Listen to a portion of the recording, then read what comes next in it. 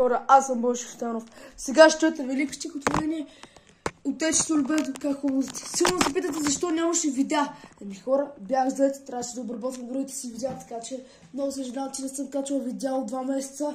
Съжалявам, но ето го видеото, което, сега ще кажа едно стихотворение, което е написано от Иван Вазов. Отечеството любезно, как хубаво си. Отечеството любезно, как хубаво си ти. Как чудно си не е небето ти безкрайно. Как твоите картини меняват се омайно. При всеки поглед нови, по-нови красоти. Тук весели долини, там планини гиганти. Земята пълна с цветни, небето с брилянти. Отечество любезно, как хубаво си.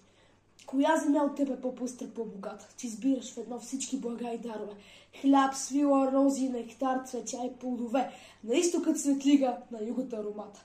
Горите ти запълни с хармония и хват, долините с трендафи, гърдите с благодат. Коя земя от тебе по-пъстра, по-богата? Отечество, не си ли достойна за любов? Кой странник без въздишка може да те остави? Кой има сила твоите картини да забрави?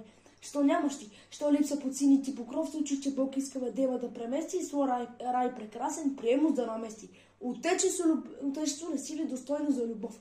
Ти рай си, да, но кой те прилично оценява? Не те познава даже децата ти сами и твоето имане свято нерядко ги срами. Какъв ли свят в теб още скрито става? Какви ли тайни дремят богатства красоти? По твоите долини, поля и висоти. Ти рай си, да, но кой те прилично оценява?